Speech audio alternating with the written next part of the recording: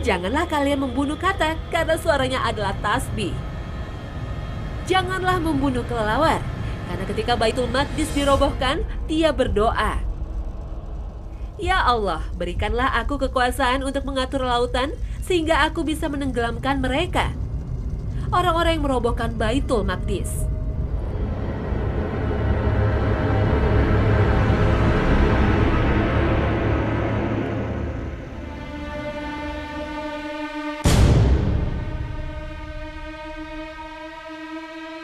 Assalamualaikum pemirsa Trans7, jumpa lagi dengan Hasanah Ensiklopedia Islam Dunia.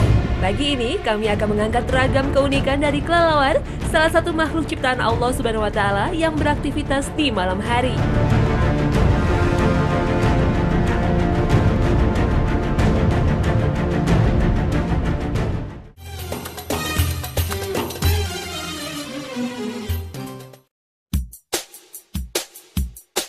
Kelelawar sayapnya hitam, terbangnya di waktu malam. Nah, itulah sepenggal lirik lagu yang pernah ditendangkan oleh grup band legendaris Koes Plus. Kelelawar sayapnya hitam, terbang rendah di tengah malam. Pagi-pagi. Bicara tentang kelelawar, pasti banyak orang yang menganggapnya sebagai binatang buas, seram, dan menakutkan. Bahkan ada yang menyebutnya sebagai jelmaan vampir. Ih, ngeri! Kelelawar adalah satu-satunya jenis mamalia yang dapat terbang dengan menggunakan sayapnya. Karena termasuk jenis mamalia, berarti kelelawar merupakan hewan yang menyusui anaknya dan berkembang biak dengan cara melahirkan. Hewan ini bersifat nokturnal, yaitu hewan yang sering beraktivitas di malam hari. Sehingga kelelawar memerlukan tempat bertengger untuk istirahat ketika siang hari. Kelelawar aktif mencari makan dan terbang hanya pada waktu malam hari. Kelelawar juga sangat sensitif terhadap dehidrasi atau kekurangan air. Bila siang hari ia tidur dengan bergelantungan secara terbalik.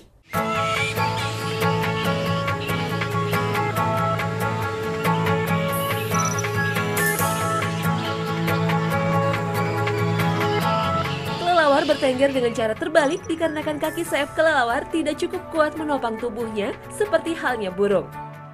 Posisi menggantungkan tubuh merupakan posisi yang menguntungkan bagi kelelawar. Ia tidak perlu mengangkat tubuhnya saat lepas landas ketika mau terbang. Jadi tinggal menjatuhkan badan, lalu terbang. Selain itu, dengan bergantung terbalik juga berfungsi untuk menghindar dari sergapan predator. Kelelawar menggantung terbalik dengan berselimutkan sayapnya. Posisi tersebut membuatnya tersamar di antara benda-benda di sekitarnya. Hal inilah yang memungkinkan kelelawar lebih sulit untuk dimangsa predator.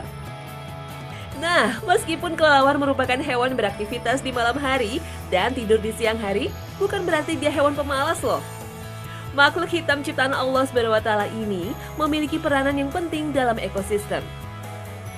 Antara lain sebagai pengontrol serangga hama yang berlebihan. Serangga seperti belalang dan kupu-kupu merupakan salah satu makanan kelelawar. Kelelawar juga mampu menjadi penyerbuk bunga dan penyebar bijian dari pepohonan yang sedang berbunga. Apalagi kelelawar mempunyai kemampuan terbang dan daya jelajah yang cukup jauh, lebih dari 20 km, sehingga secara otomatis kelelawar juga ikut menyebarkan biji dari buah yang dimakannya. Salah satu keunikan kelelawar adalah ia dianggap juga sebagai penghasil guano, yaitu ketika kotorannya dapat dimanfaatkan sebagai pupuk. Meski dianggap seram, ternyata kelelawar ada gunanya juga ya. Subhanallah.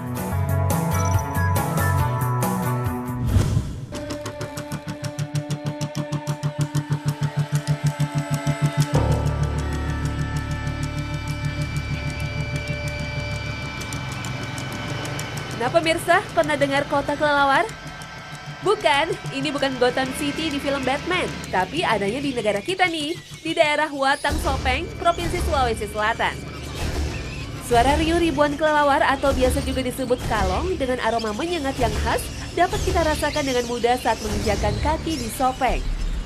Pemandangan ini menjadi sebuah eksotika tersendiri. Koloni ribuan kelelawar inilah yang kemudian menjadi landmark Kabupaten Sopeng yang dikenal dengan sebutan Kota Kalong. Tidak diketahui persis kapan tepatnya kalong-kalong ini mulai bersarang di atas pepohonan yang berjajar di ruas-ruas jalan kota Watang Sopeng. Namun masyarakat Kabupaten Sopeng meyakini keberadaan kalong yang wajahnya menyerupai tikus ini sudah sejak ratusan tahun lalu. Selain dianggap sebagai penjaga kota Watang Sopeng, jika kalong-kalong tersebut pergi dalam waktu lama, warga meyakini sebagai pertanda datangnya bencana di daerah itu. Bahkan kalau ada anak dara atau gadis dari luar daerah yang kebetulan lewat di bawah pohon dan dijatuhi air seni kalong, dipercaya oleh masyarakat setempat sang gadis akan bersuamikan orang Sopeng. Wah, ada-ada saja ya. Meski berada di tengah riuh perkotaan, kelelawar Sopeng tetap bergelantungan di pohon-pohon tanpa merasa terusik. Pemandangan alam Sopeng akan terlihat lebih eksotis menjelang malam. Secara bersamaan, koloni-kalong melepas cengkraman dari dahan pohon dan berterbangan menutupi langit Sopeng. Wow, luar biasa ya! Pemandangan seperti inilah yang memiliki sisi keindahan tersendiri dan menarik banyak wisatawan untuk mengabadikan momen unik ini. Subhanallah, Maha Suci Allah dengan segala kuasanya yang telah menjadikan kelelawar ini sebagai perhiasan kota Sopeng.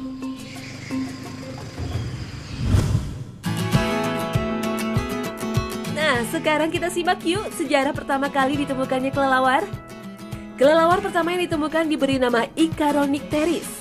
Kelelawar ini hidup di Amerika Utara dan memiliki lebar sayap sepanjang 37 cm. Icaronycteris ini memiliki sayap yang pendek namun lebar. Kelelawar tidak sejak awal diciptakan dengan kemampuan navigasi untuk melakukan manuver di kegelapan. Kelebihannya itu mungkin baru berkembang setelah kelelawar bisa terbang. Hal itu dapat dilihat dari fosil spesies kelelawar primitif yang ditemukan di Wyoming, Amerika Serikat. Kelelawar ini diperkirakan hidup sekitar 52 juta tahun lalu. Dilihat dari tulang belulangnya, kelelawar ini sudah dapat terbang. Namun hewan malam ini tidak memiliki tulang yang berfungsi dalam proses navigasi. Untuk bermanuver, kelelawar menggunakan teknik gelombang suara yang sering disebut echolocation. Kemampuan ini digunakan untuk menghindari penghalang di depannya saat terbang dan juga dapat digunakan untuk menentukan posisi mangsanya. Untuk mengukur jarak benda di depannya, kelelawar mengeluarkan suara berfrekuensi tinggi dan menerima pantulannya. Sehingga benda di depannya dapat terdeteksi secara presisi. Jadi sangat kecil kemungkinannya untuk menabrak benda di depannya tanpa sengaja.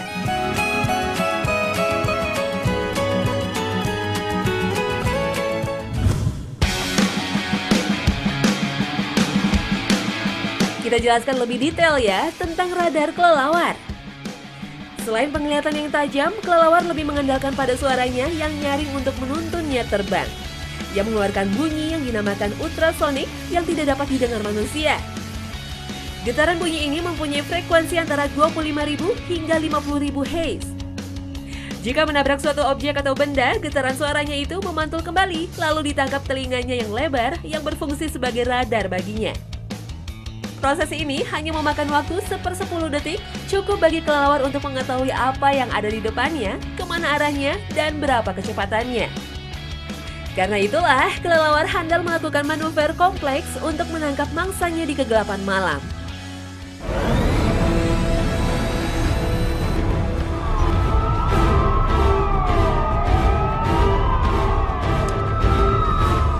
Inilah yang menjadi inspirasi dari Batman, pahlawan kegelapan dari Gotham City. Manusia kelelawar ala DC Comics ini melakukan aktivitas mengusir penjahat hanya di malam hari. Ia banyak bermanuver dengan kendaraan khususnya dan melakukan aksi pahlawannya setelah matahari tenggelam. Layaknya kelelawar yang berkeliaran hanya di malam hari. Wow, hebat juga ya!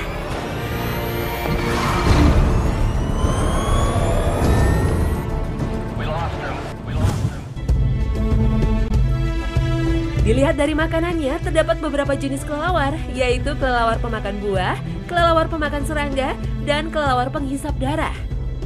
Codot atau kalong adalah jenis kelelawar pemakan buah. Meskipun kadang-kadang dianggap sebagai hama, codot berperan penting sebagai pemencar biji aneka tumbuhan, terutama di hutan hujan tropika. Kelelawar ini hanya memakan daging buah yang dikunyah-kunyah untuk diambil cairannya, sementara serabut buah dan bijinya dibuang. Codot biasanya tidak memakan buah di pohonnya, melainkan dibawanya ke pohon lain atau tenggeran lain yang dianggap aman dan memakannya di situ. Tenggeran ini bisa berjarak hingga 100-200 meter dari pohon buah asalnya, sehingga secara tidak sengaja codot telah memencarkan biji buah-buahan makanannya itu ke pepohonan lain. Nah, bagaimana dengan kelelawar pemakan serangga? Kelelawar pemakan serangga atau Insectivorous bat merupakan bagian yang penting di hutan hujan tropis. Spesies ini memiliki keanekaragaman yang tinggi dan interaksi ekologi yang penting dengan spesies lain. Kelelawar pemakan serangga setidaknya memerlukan serangga untuk dikonsumsi seberat setengah dari total berat tubuhnya dalam satu malam. Hal itu sama dengan 600 ekor nyamuk yang dimakan hanya dalam 1 jam. Atau jika diakumulasikan dalam jumlah koloni yang besar, kelelawar ini dapat mengkonsumsi lebih dari 2.000 ton serangga per tahun. Dengan demikian, kelelawar pemakan serangga penting sebagai pengendali biologis dan predator beberapa serangga yang mungkin berbahaya bagi kesehatan manusia.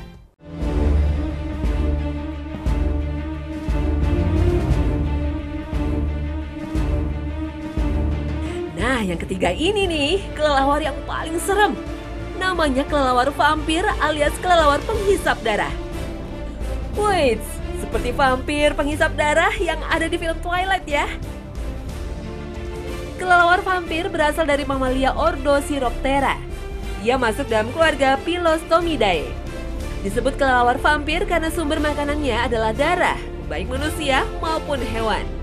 Kelelawar mengerikan ini banyak ditemui mulai dari Meksiko ke Brazil, Chile, dan Argentina. Tidak seperti kelelawar lain yang makan buah, kelelawar vampir memiliki moncong pendek berbentuk kerucut. Selain itu, ia juga tidak memiliki daun hidung dan tidak memiliki bantalan telanjang dengan alur berbentuk huruf U di ujungnya. Kelelawar vampir umumnya memiliki telinga kecil dan membran ekor pendek. Gigi depan mereka khusus untuk memotong dan gigi belakang mereka jauh lebih kecil daripada kelelawar lainnya. Sistem pencernaan mereka disesuaikan dengan diet cairan mereka. Air liur mereka mengandung zat drakulin yang mencegah pembekuan darah dari mangsanya.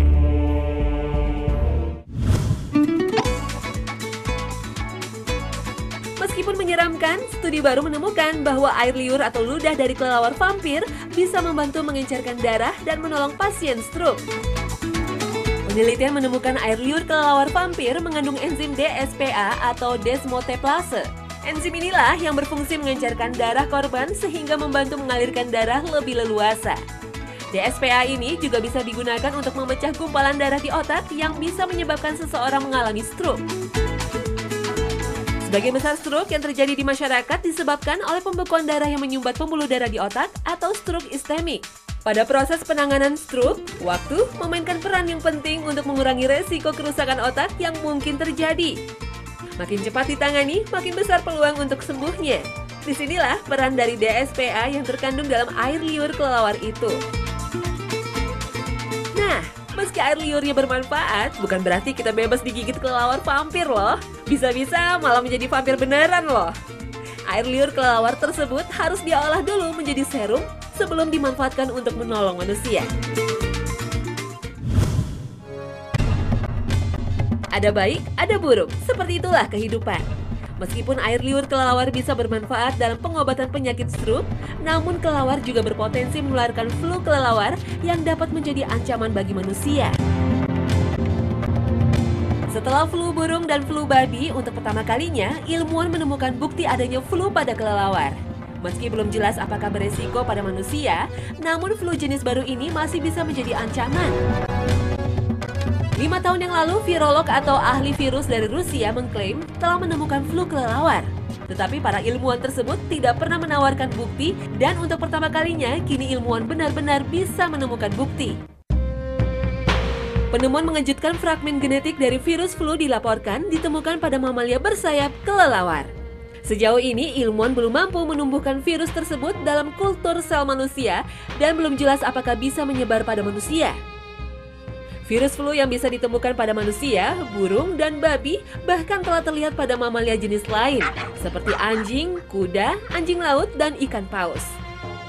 Para ilmuwan menduga bahwa beberapa kelelawar sudah menangkap virus flu seabad yang lalu, dan virus tersebut bermutasi dalam populasi kelelawar dengan varietas yang baru.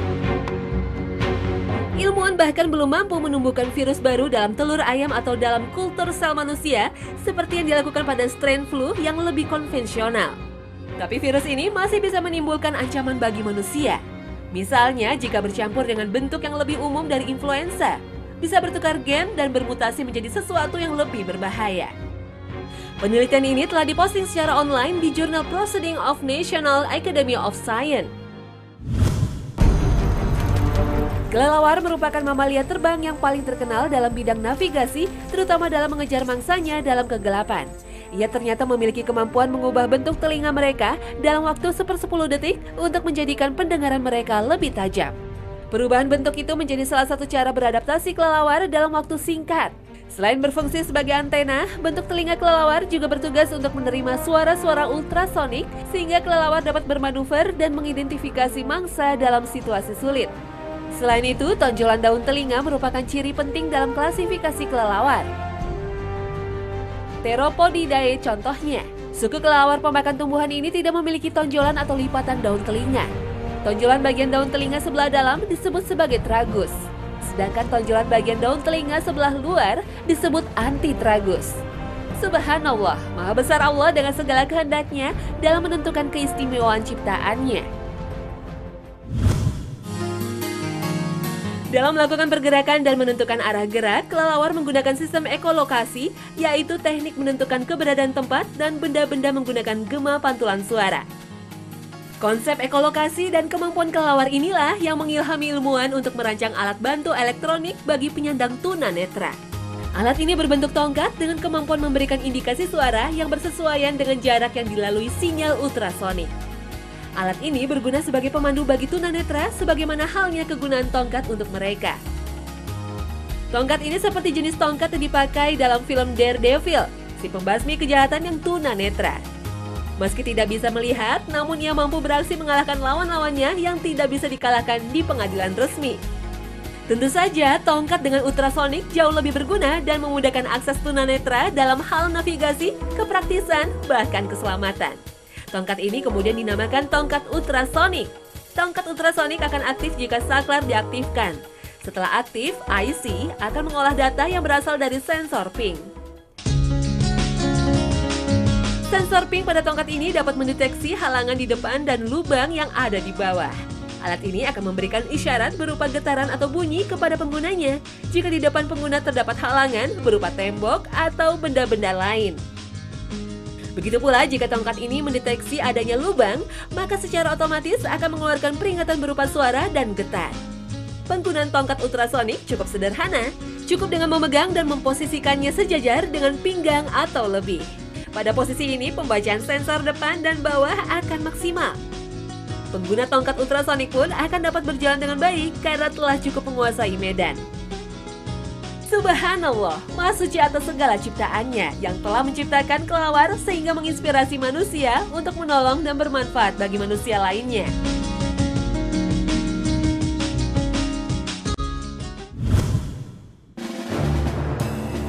Di salah satu tempat di utara Indonesia, ternyata kelelawar juga menjadi menu kuliner ekstrim. Daging kelelawar banyak dicari oleh penggemarnya.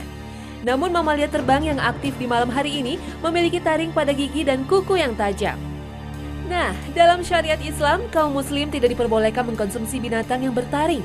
Karena setiap hewan yang memiliki taring untuk membunuh mangsanya, baik hewan itu liar maupun jinak, maka menurut jumhur ulama, hal tersebut tidak boleh dikonsumsi alias haram.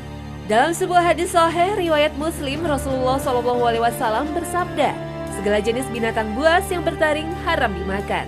Dari Ibnu Abbas juga berkata, Rasulullah SAW melarang mengkonsumsi dari setiap binatang buas yang bertaring dan burung yang bercakar. Hadis di atas mencakup setiap hewan yang bertaring seperti singa, serigala, macan, monyet, dan apa saja yang memiliki taring termasuk kelelawar.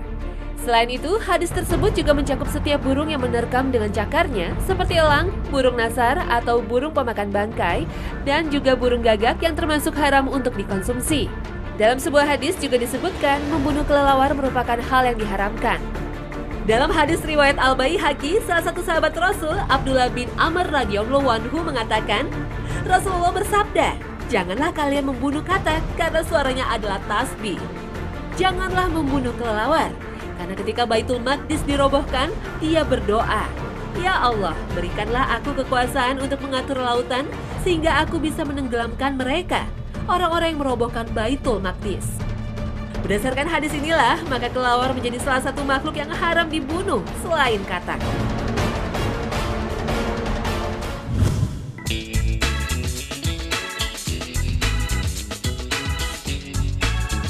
Nah pemirsa, usai sudah Hasanah Ensiklopedia Islam Dunia pagi ini. Semoga selalu membawa pencerahan untuk Anda semua. Wassalamualaikum warahmatullahi wabarakatuh.